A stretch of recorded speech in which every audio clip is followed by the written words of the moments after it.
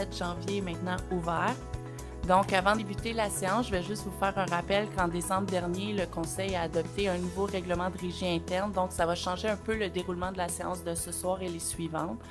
Donc, les modifications principales, c'est qu'en début de séance, il va y avoir un mot des élus pour vous présenter différents sujets. Puis, la période de questions a été devancée plus tôt dans le déroulement de la séance du Conseil. Donc, au niveau de la période de questions, je vous rappelle que pour poser des questions aux élus, vous êtes les bienvenus, mais il faut s'inscrire à la période de questions. Donc, il y a 2 façons de s'inscrire, soit en vous présentant le jour de la séance un petit peu plus tôt, entre 6h30 et 6h55 pour vous inscrire, ou bien vous pouvez le faire à distance en m'envoyant un courriel ou via la messagerie Facebook. Donc, mes coordonnées sont sur le site web ainsi que la nouvelle façon de fonctionner. Lors de la période de questions, je vous appelle à tour de rôle selon votre inscription. Si vous êtes présent, on vous demande de vous rendre au micro, de vous identifier et de poser votre question. Si vous n'êtes pas présent, c'est moi qui va poser la question et je vais vous identifier. C'est un maximum de 2 questions par intervenant pour une durée maximum de 3 minutes. Et M. le maire, s'il peut vous répondre, il vous répond en séance tenante. S'il n'est pas en mesure de vous répondre, il va transférer votre question à la direction concernée, puis la direction va communiquer avec vous selon les coordonnées que vous m'aurez données dans les jours qui vont suivre. Donc, maintenant, je passe la parole à M. le maire. Merci, Maître Paquette. Puis ce nouveau concept qu'on a décidé avec le Conseil, ça va rendre vraiment plus dynamique la séance du Conseil. On va peut-être avoir plus de visionnement sur Facebook. Chers citoyens, chères citoyennes, je profite de cette première séance 2023 pour vous présenter nos meilleurs vœux de santé et de bonheur pour la nouvelle année qui commence. Je vous souhaite d'avoir pu passer de précieux moments avec votre famille et vos amis pour le temps des fêtes. Et je vous souhaite d'avoir pris le temps de vous reposer et de vous ressourcer. J'ai eu le grand plaisir de rencontrer plusieurs d'entre vous dans le temps des fêtes, notamment lors du spectacle du 28 décembre dernier avec nos tout-petits. De grands projets et de belles réussites pour Saint-Amable pour l'année 2023. Que cette nouvelle année nous mène une fois encore à grandir ensemble. Et là, je vais céder la parole à M. Mathieu Davio. Bonjour. Donc, pour le premier mot de l'élu aujourd'hui, j'ai le plaisir de vous parler de 2 petits points relatifs à l'urbanisme. Donc, première petite nouvelle, c'est notre nouveau guide du promoteur qui est maintenant actif. Donc, la Ville s'est dotée de ce guide qui a été développé conjointement avec le service d'urbanisme. C'est un guide qui va être étape par étape dans l'élaboration d'un projet.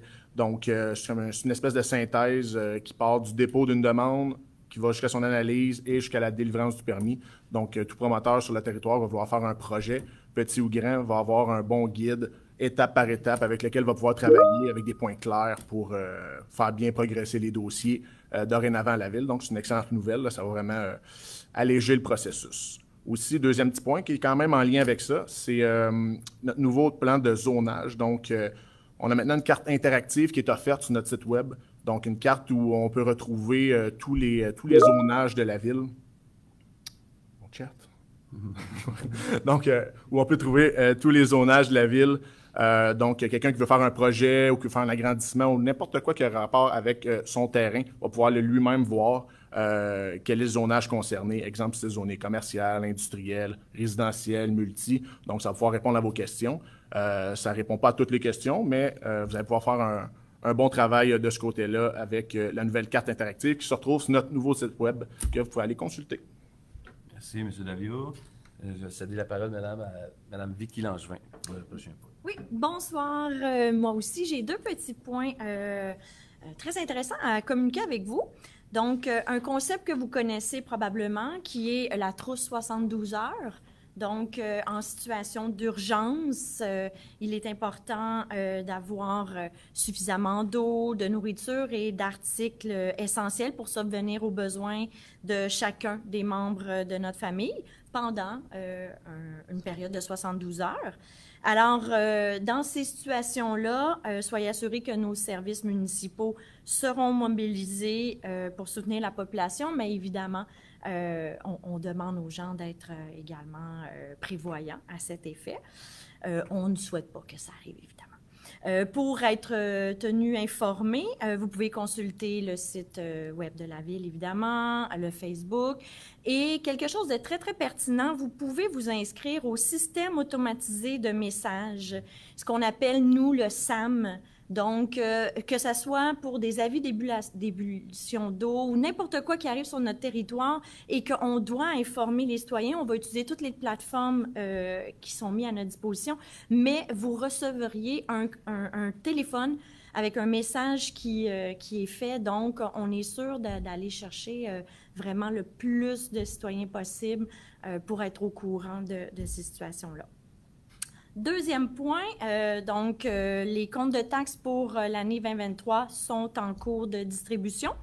Ça sera fait par courrier postal, mais ils sont également disponibles en ligne sur le portail des données immobilières qui sont accessibles à partir de notre site web de la Ville. Vous pouvez le télécharger maintenant ou attendre de le recevoir par la poste. Si vous ne l'avez pas reçu d'ici le 31 janvier, c'est important de communiquer avec le département de finances parce que le premier versement, il est dû le 14 février. Bonne Saint-Valentin!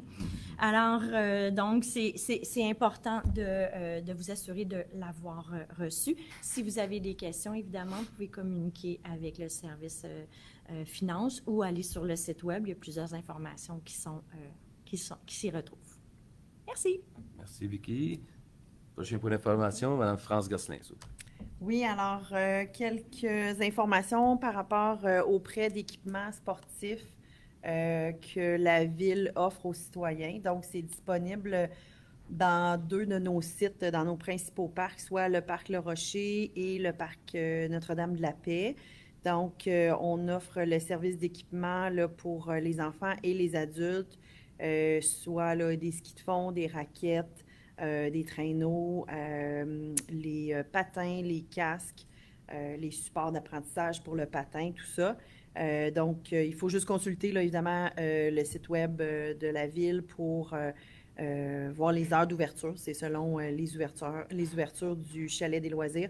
Pour le prêt, il suffit d'avoir une pièce d'identité, puis on peut emprunter là, pour un temps, en fait, illimité là, dans la journée où on pratique le sport. Alors, voilà pour ça. Les installations hivernales, là, ça se continue. En fait, c'est pour vous informer que pour savoir si les installations hivernales sont ouvertes ou fermées et aussi les conditions de neige là, pour la pente à glisser, il suffit de consulter notre site Internet puis de voir, là, il y a des petits flocons de neige là, de différentes couleurs pour identifier la condition. Et finalement, en fait, j'invite la population pour le défi de château de neige. On se joint au mouvement national du défi de château de neige encore cette année. Alors, c'est agréable là, en famille. On va souhaiter de la neige là, un petit peu plus. Mais bref, dans le fond, c'est de construire un château, un fort, sans toit ni tunnel. Hein, on garde sécuritaire et de prendre des photos puis de l'inscrire en ligne à l'événement. Sous la ville de Saint-Amable, évidemment, parce que c'est un site en fait, le défi, là, il est au Québec. Là, donc, il faut aller sélectionner la ville de Saint-Amable. Et voilà, c'est tout pour moi. Merci beaucoup, France. Robert, pour le point d'information. Oui, j'ai 2 points aussi. Il va y avoir une collecte de sang faite par Emma Québec mercredi le 18 janvier de 13h30 à 20h. Ça va être fait au gymnase de l'école Le Rocher. C'est organisé en collaboration avec les élèves d'école Le Rocher puis les Chevaliers de Colomb.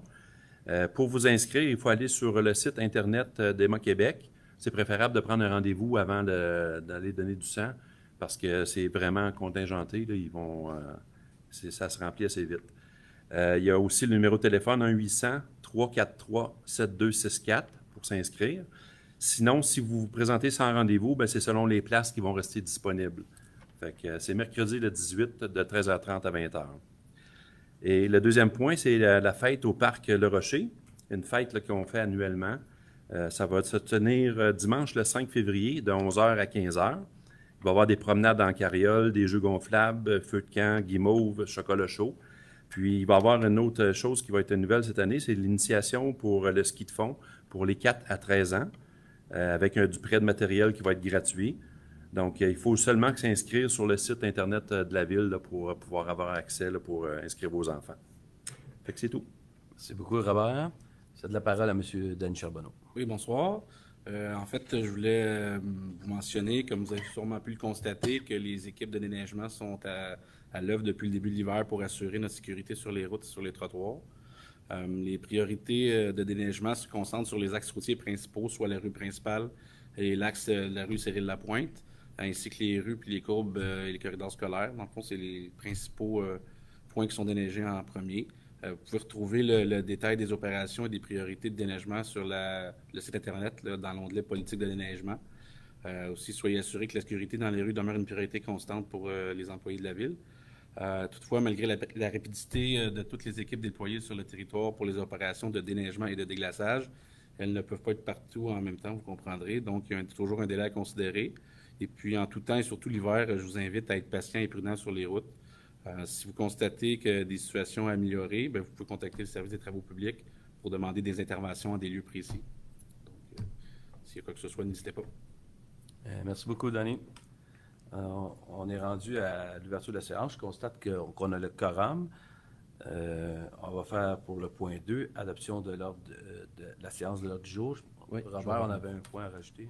Oui, je propose de modifier l'ordre du jour puis d'ajouter le point 8.4, soit un avis de motion et de dépôt d'un projet de règlement 793-01-2023 visant la modification du règlement de tarification afin de remplacer la tarification prévue à la section urbanisme. Parfait. Ça me prend un secondaire à mettre par quatre? Un appuyeur. Un appuyeur, hein? J'appuie. Parfait, c'est bon, M. Davio. 2.1, adoption de l'ordre du jour de la séance du 17 janvier 2023. Ça me prendrait un proposeur. Je propose. M. Robert Gagnon, appuyé par J'appuie. M. Mathieu Davio. En point 3.1, procès verbal de la séance ordinaire du 13 décembre 2022. Ça me prendrait un proposeur. Je propose. M. Robert Gagnon, appuyé par Oui. Mme France Gosselin. Au point 4, on est rendu à la période des questions. Maître Paquette, est-ce qu'il y a des personnes qui sont inscrites pour les dérogations mineures? Pour les dérogations mineures, non. OK. Et puis, est-ce qu'on a des questions qui étaient inscrites en ligne? Oui. Donc, j'inviterai Mme Bernier-Dupuis à venir au micro, s'il vous plaît.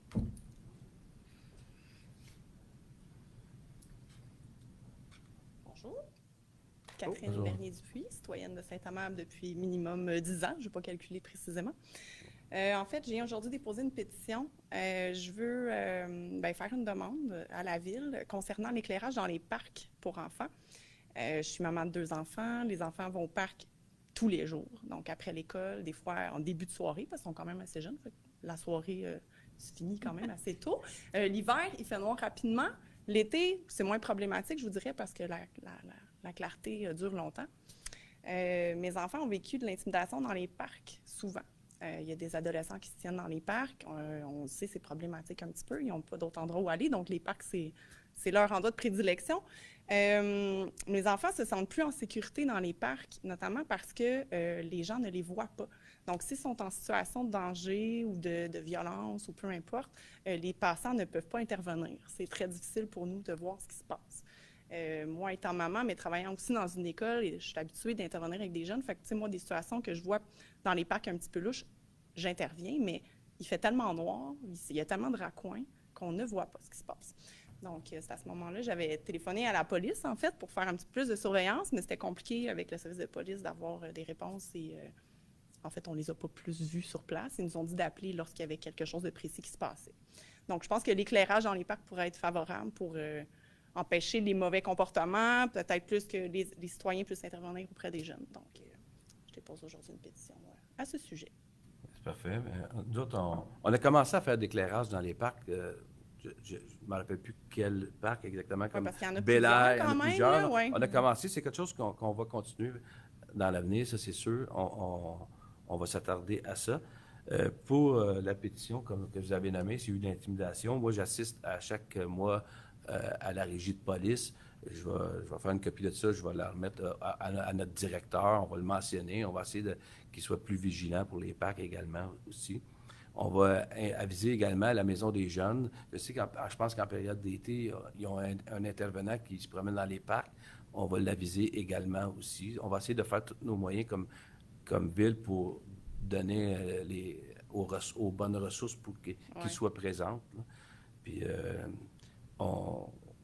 c'est sûr qu'on prend ça au sérieux là, s'il y a eu de l'intimidation. Bien, il y en a souvent. Là, la police a été souvent contactée puis, à ce propos. Quand ça arrive, n'hésitez pas de communiquer avec le 911 puis de le faire avec la police aussi, parce que quand on avise comme ça, puis qu'on sait qu'il a déjà été avisé avec le directeur, mais il va prendre ça plus au sérieux. C'est tout c'est nommé, marqué, c'est nommé, exactement. tout ça. Là. Mais si je peux me permettre, il y a aussi plus d'éclairage, mais aussi l'entretien de ceux existants, parce que présentement, dans mon quartier, il y a 2 parcs où c'est vraiment chambranlant, l'éclairage. C'est quel parc? Il y a le parc Bourgeois, qui est un petit coin où il fait très noir. Il y a une seule lumière, puis souvent, elle ne fonctionne pas. Donc, c'est vraiment dur de voir. Le parc Comtois, il est un peu éclairé, mais pas suffisamment. Là. Donc, la partie gazonnée, il n'y a absolument pas de lumière, puis pourtant, les jeunes jouent au soccer, ils utilisent ça comme terrain de jeu. Donc, mais on va noter ça, soyez assurés, puis on va essayer d'agir le plus rapidement possible. Merci. Ils sont déjà en train de noter. Oui. Est-ce qu'il y avait d'autres questions à mettre? Oui, on a une question on a 2 questions de M. Courtemanche, qui n'est pas présent aujourd'hui. Donc, sa première question est: selon les chiffres fournis par M. Vien, directeur des travaux publics en 2018, il y avait 12 maisons qui n'étaient pas raccordées aux égouts. En 2020, il en avait 28. Il aimerait savoir combien de résidences dans toute la grande ville de Saint-Amable qui ont les services d'égouts devant chez eux, mais qui ne sont pas connectés.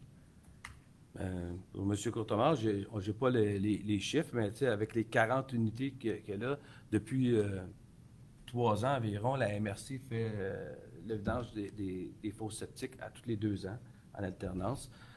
C'est ça qui nous a permis d'avoir des listes, puis éventuellement, celui qui ne sont pas branchés, mais on va mettre un règlement en place pour aider les gens avec, exemple, je donne un exemple, c'est un règlement d'emprunt qu'on va faire, puis qu'on va pouvoir leur mettre sur les taxes pour les gens qui vont se brancher, pour les aider à se mettre aux normes, mettons.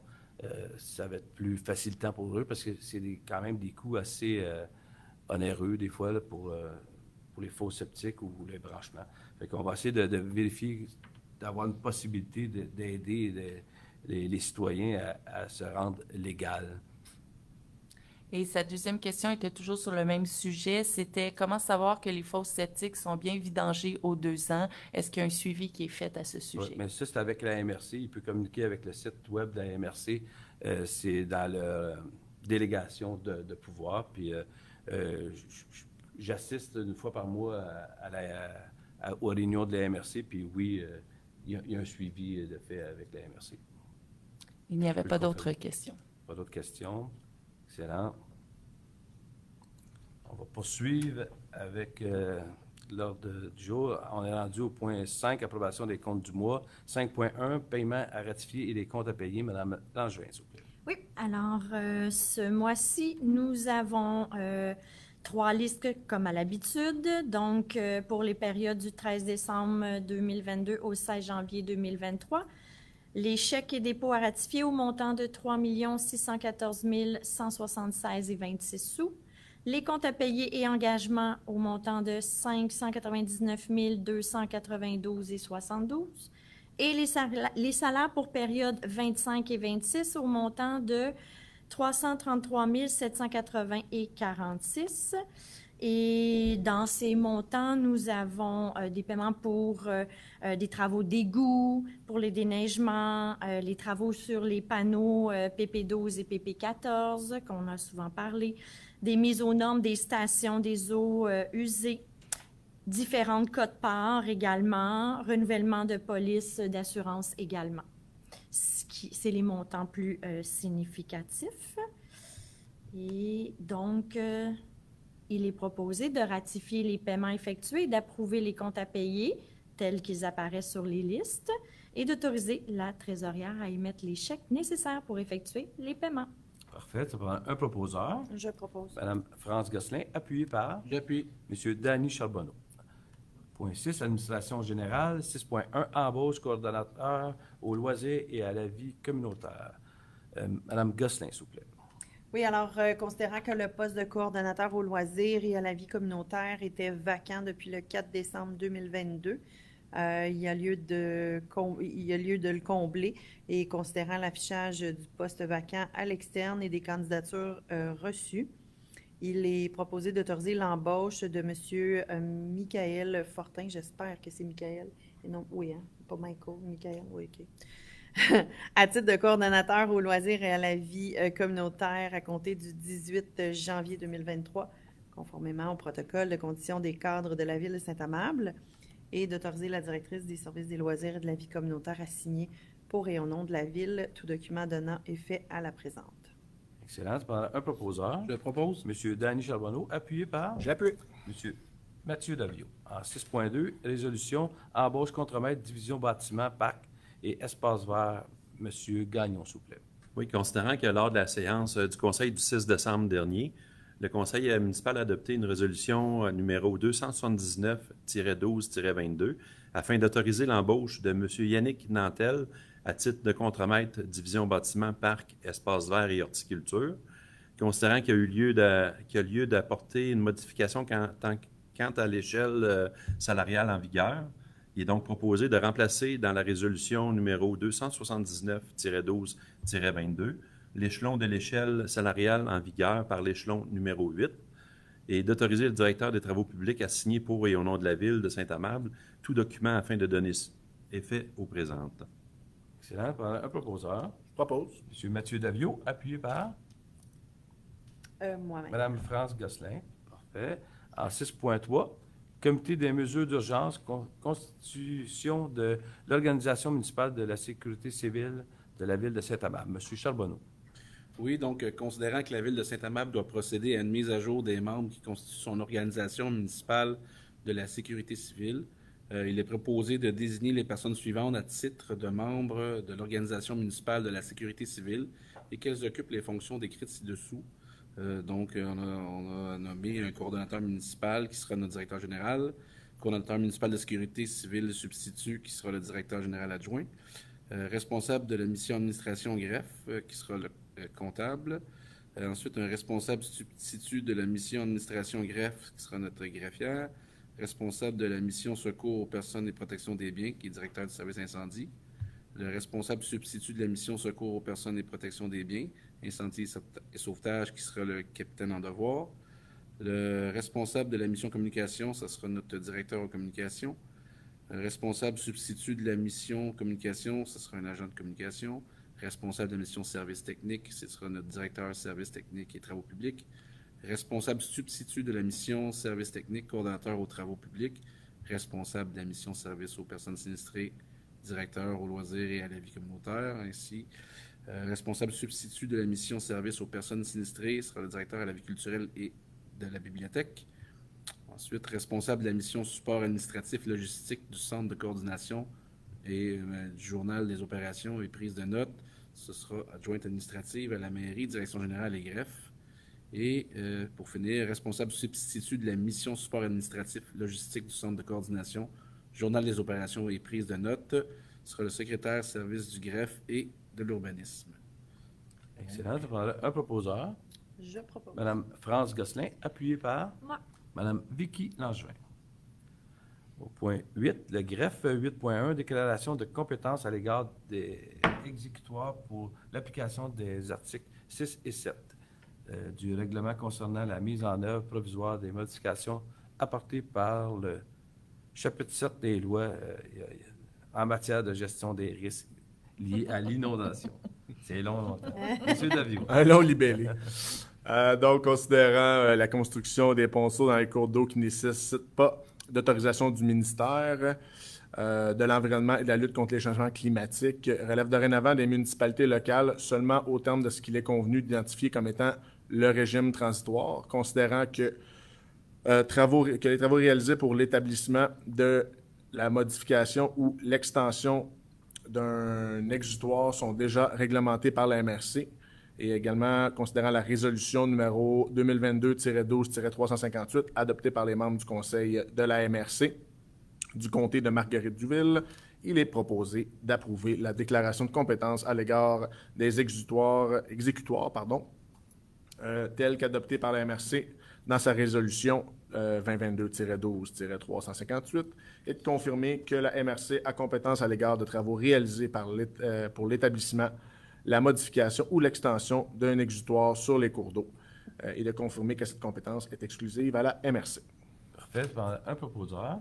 Moi. Madame Vicky Langevin, appuyée par J'appuie. Monsieur Danny Charbonneau. 8.2, cession pour la rue Colibri d'un bout de terrain propriétaire de l'immeuble du 144 Colibri. Pour une autorisation, Madame Langevin. Oui. Alors, c'est une petite partie de l'eau qui est vraiment un genre de petit triangle dans la cour du citoyen. Alors, et ça vient ici tout simplement donner aux citoyens cette petite partie-là, là, qui est clairement une petite erreur qui s'est passée. Alors, considérant que cette partie-là empiète sur leur terrain et que nous voulons régulariser la situation, il est évidemment proposé de retirer du domaine public le lot 6 513 374 du Cadastre du Québec, anciennement connu comme étant la partie du lot 5 979 118, et de déclarer que ce lot ne sera plus affecté à l'utilité publique et d'autoriser la vente aux propriétaires du 144 rue Colibri pour la somme de 1 $, le tout conformément au projet d'acte de vente, et d'autoriser la greffière à signer pour et au nom de la Ville tout document donnant effet à la présente décision. Parfait. Un proposeur. Je propose. Monsieur Danny Charbonneau, appuyé par J'appuie. Monsieur Mathieu Davio.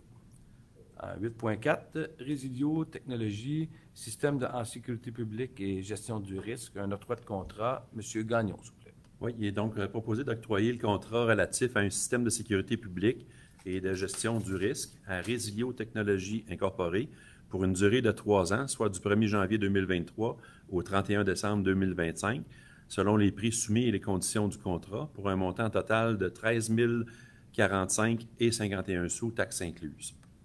Excellent. Un proposeur. Je propose. Monsieur Mathieu Davio, appuyé par J'appuie. Madame France Gosselin. En 8.4, règlement, modifiant le règlement décrétant une tarification pour l'ensemble des services de la Ville afin de remplacer la tarification de section d'urbanisme. Un avis de motion et un dépôt, Monsieur Gagnon.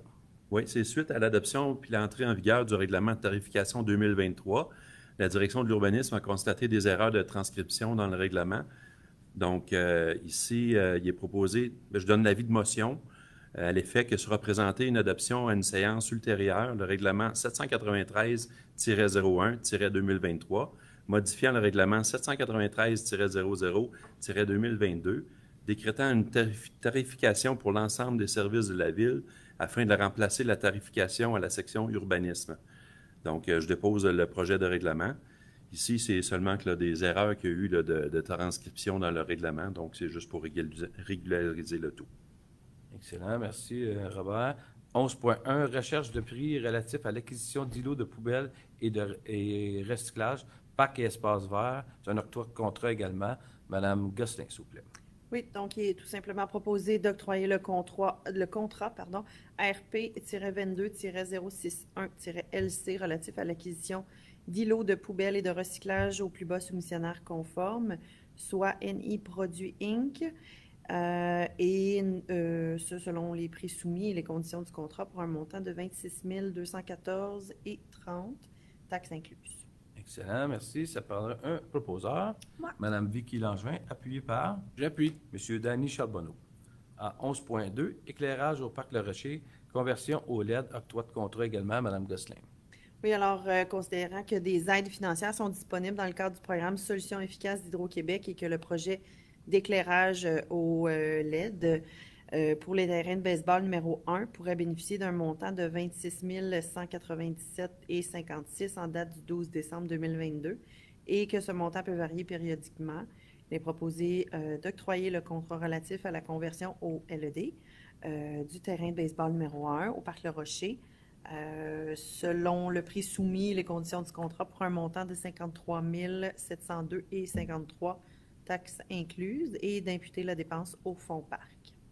Parfait. Ça prendra un proposeur. Je propose. Monsieur Danny Charbonneau, appuyé par J'appuie. Monsieur Mathieu Davio. À 11.3, contribution financière aux organismes. Une autorisation, M. Charbonneau, s'il vous plaît. Oui, considérant que les activités de glace intérieure sont offertes en partenariat avec la Ville de Sainte-Julie, considérant que nos citoyens doivent bénéficier des mêmes conditions que les jeunes citoyens de la Ville de Sainte-Julie, il est proposé d'autoriser une aide financière pour l'année 2022 à l'Association de hockey mineur d'un montant de 1 964,20 conformément à la formule établie avec la Ville de Sainte-Julie. C'est pour un proposeur. Parfait, excellent. Ça me prendrait un proposeur. Je propose. M. Mathieu Davio, appuyé par J'appuie. M. Robert Gagnon. En 12.1, Comité de sécurité et prévention municipale de nomination, M. Gagnon, s'il vous plaît. Oui, il est proposé ici de nommer Mme Andréanne Vendette à titre de membre citoyen du Comité de sécurité et de prévention municipale pour la durée de remplacement du poste vacant, c'est-à-dire jusqu'au renouvellement de tous les membres qui est prévu pour le 8 juin 2023. Parfait, ça me prendrait un proposeur. Mme France Gosselin, appuyée par Moi. Mme Vicky Langevin. 12.2, dépenses supplémentaires, contrat relatif à l'entretien des réseaux d'éclairage des rues. M. Davio, s'il vous plaît. Oui, donc proposé d'autoriser une dépense supplémentaire de 8 500 $, toutes taxes comprises au contrat de le groupe des aires électriques incorporé au terme de l'appel d'offres APP-20-004-TP, entretien du réseau d'éclairage des rues pour une durée de 1 an avec 4 années d'option, soit 2020 à 2024, pour un engagement global du contrat de 68 771 $ et 4 sous, toutes taxes comprises. Parfait, ça me prendrait un proposeur. Mme Vicky Langevin, appuyée par J'appuie. M. Danny Charbonneau. Au point 13, budget et quote-part 2023 de la municipalité régionale du comité de Marguerite-Diouville. Mme Langevin, s'il vous plaît. Oui. Alors, considérant que le 23 novembre 2022, le conseil d'administration de la MRC Marguerite-Diouville a adopté son budget pour l'exercice financier 2023 et considérant qu'une copie nous a été transmise, il est proposé d'autoriser le service de la trésorerie à payer la quote-part de la Ville de Saint-Amable pour l'exercice financier 2023 pour la somme de 1 948 296 $. Parfait, ça prendrait un proposeur. Je propose. M. Danny Charbonneau, appuyé par J'appuie. M. Mathieu Davio. En 13.2, budget et quote-part provisoire de la communauté métropolitaine de Montréal. M. Davio. Oui, il est donc proposé d'autoriser le paiement de la quote-part 2023 à la communauté métropolitaine de Montréal pour un montant de 199 593 $. Excellent, ça prendrait un proposeur. Je propose. M. Robert Gagnon, appuyé par Moi. Mme France Gosselin. En 13.3, contribution provisoire 2023, Autorité régionale du transport métropolitain, ARTM, M. Charbonneau. Oui, comme M. le maire l'a mentionné, c'est une contribution provisoire pour l'ARTM. Donc, il est proposé d'autoriser le paiement de la quote-part 2023 à l'Autorité régionale de transport métropolitain pour un montant de 468 991 et 38 sous, et ce, en 2 versements égaux. Excellent, ça prendrait un proposeur. Mme France Gosselin, appuyée par Moi. Mme Vicky Langevin. Rendu dans le 14.1, règlement modifiant le... excusez. Oui, je vais m'abstenir de participer aux délibérations et de voter sur cette question en vertu de ma déclaration d'intérêt pécuniaire. Excellent. On va attendre que M. Davio sorte.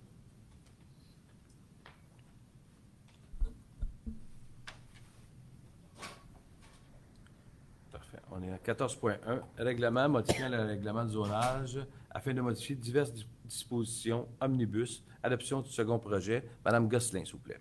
Oui, alors voilà qu'on est à l'avis de motion a été donné, du présent règlement a été donné, et qu'un premier projet de règlement a été adopté lors de la séance du Conseil le 13 décembre dernier. Il est proposé d'adopter le second projet de règlement 712-34-2022, modifiant le règlement de zonage 712-00-2013, afin de modifier diverses dispositions. Là, c'est un omnibus tel que soumis. Parfait. Ça prend un proposeur. Moi. Mme Vicky Langevin, appuyée par J'appuie. M. Danny Charbonneau. 14.2. Règlement modifiant le règlement relatif au PIA afin de modifier diverses dispositions et d'ajouter des critères et des objectifs relatifs au projet intégré industriel. Mme Gosselin, s'il vous plaît. Oui, alors dans ce cas-ci aussi, considérant qu'un avis de motion du présent règlement a été donné et qu'un projet de règlement a été adopté lors de la séance ordinaire du Conseil tenue le 13 décembre 2022, Il est proposé d'adopter le règlement 704-07-2022, modifiant le règlement 704-00-2012 relatif au plan d'implantation et d'intégration architecturale afin de modifier diverses dispositions et d'ajouter des critères et des objectifs relatifs à un projet intégré industriel tel que soumis. Voilà. Excellent. Ça prend un proposeur. Je propose. M. Danny Charbonneau, appuyé par J'appuie. M. Robert Gagnon. On peut faire rentrer M. Davio. Parfait.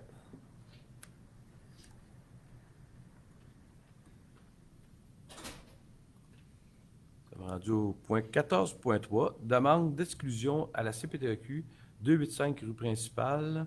Madame Gosselin, s'il vous plaît.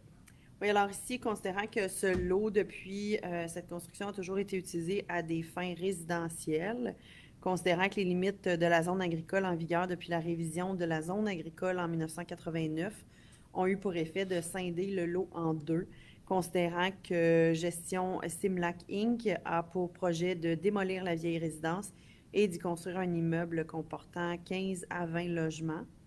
Considérant que le projet n'aura pas pour effet d'altérer l'homogénéité de la communauté agricole du secteur, considérant que Gestion Simlac Inc. a complété et présenté une demande d'exclusion de la zone agricole pour une partie du lot 5 975 206, considérant que la Ville est d'avis que cette autorisation n'aura aucun impact défavorable sur l'agriculture, il est proposé de recommander à la Commission de protection du territoire agricole du Québec d'exclure une partie du lot 5 975 206 du Cadastre du Québec d'une superficie approximative de 1800 mètres carrés ou, c'est ça, un beau mot que je n'oserais même pas prononcer. Alors, dit autoriser une utilisation à une fin autre que l'agriculture, et ça aux fins de construction d'un immeuble de 15 à 20 logements. Merci. Ça prend un proposeur. Je propose. M. Robert Gagnon, appuyé par. Un autre jour. Ça prend un appuyeur. Mme Vicky Langevin. En 14.4, demande de délégation mineure 901 principale, Mme Gosselin. Oui, alors, pour celle-ci, c'est considérant que la demande vise à permettre une installation de 2 enseignes attachées au bâtiment pour un total de 3, alors que dans les zones non résidentielles, 2 enseignes sont permises. Alors, ici, ça vise en fait le BMR que vous avez sûrement vu qui était en rénovation. Il y aura son enseigne régulière à la rue, une enseigne sur le bâtiment et la demande vient à demander une 2e enseigne, mais c'est une toute petite enseigne là, pour... en fait, c'est comme un slogan là, de BMR. Donc, c'est pour faire comme tous les autres bâtisses là, de BMR. Ça vient mettre la marque comme il faut sur la bâtisse. Donc, considérant la recommandation favorable du comité consultatif d'urbanisme, il est proposé d'accepter la demande 2022-029 DM telle que proposée. Parfait. Ça prend un proposeur. Ouais. Mme Vicky Langevin, appuyée par. J'appuie. M. Danny Charbonneau. Nous sommes rendus au dépôt des documents. On a pris acte du dépôt de la liste des embauches temporaires du mois de décembre 2022. Également, on a pris acte du dépôt du procès verbal du comité consultatif d'urbanisme du 14 décembre. On vous rappelle que la prochaine séance va être le 7 février. On a changé les dates, c'est tout le temps le 2e mardi du mois. Habituellement, sauf exception. C'est à vérifier quand même sur le site Internet. Fait que on a devancé les séances pour la plupart des mois pour l'année 2023. Puis c'est à 19h. On veut se rappeler que c'est à 19h. Fait que le 7 février à 19h, on vous attend. On est rendu à la levée de la séance. Ça me prendrait un proposeur. Je propose la levée de la séance. M. Danny Charbonneau, appuyé par J'appuie la levée de la séance. M. Mathieu David. Merci beaucoup et bonne soirée.